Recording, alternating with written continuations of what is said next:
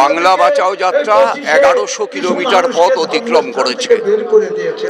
এমন বহু জায়গা পাওয়া গেছে যেখানে মানুষ স্বতঃস্ফূর্তভাবে এসে তাদের ক্ষোভের কথা, তাদের দুঃখের কথা আমাদের পদযাত্রীদেরকে জানিয়েছেন।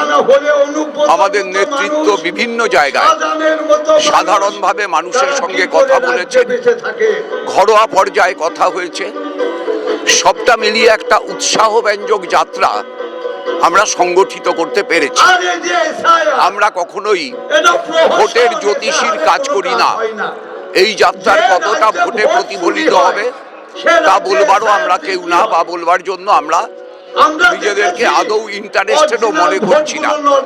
কিন্তু আমরা এটা বলতে পারি, পশ্চিম বাংলার মানুষ বিজেপি তৃণমূল এই দুই দলের নৈরাজ্য, দুর্নীতি, অপশাসন, চিটিংবাজি, পাড়ায় পাড়ায় মস্তানি, তার বিরুদ্ধে রুখে দাঁড়ানোর রাস্তা খুঁজছেন।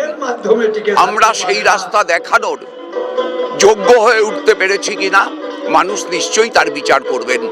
আমরা সেই চেষ্টাই করে চলেছি, আশা করি মানুষ তা বুঝতে পারবেন।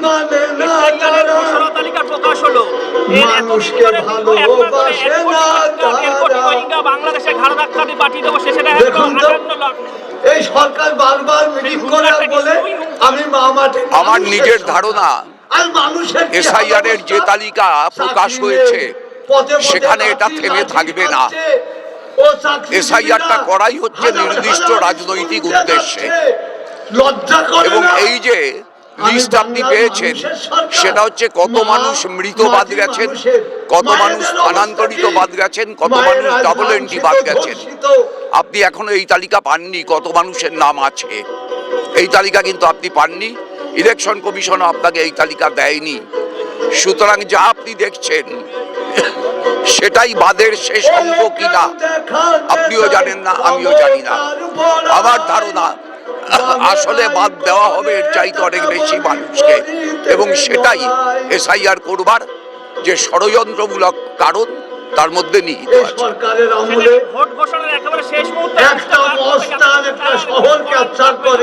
আমার ধারণা সেটা হবে, কারণ এবং আমি একই সাথে এটাও মনে করছি 15ই ফেব্রুয়ারি ফাইনাল ভোটার লিস্ট ঘোষিত হয়ে যাওয়ার পরে নির্বাচন ঘোষণাটাও খুব শীঘ্র হয়ে যাবে।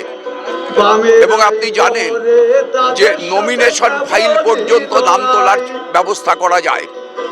এইবার যদি 15 তারিখ ফাইনাল লিস্ট হয়, 20 তারিখ নির্বাচন ঘোষিত হয়ে যায়, আর মার্চ মাসের মাঝখান থেকে নির্বাচন শুরু হয়, তাহলে স্বাভাবিকভাবেই এই বাদ যাওয়া মানুষগুলো নাম তুলবার জন্য সময় পাবেন অত্যন্ত কম। আমার ধারণা সেইটা করারই চক্রান্ত চলছে নির্বাচন কমিশনের পক্ষ থেকে।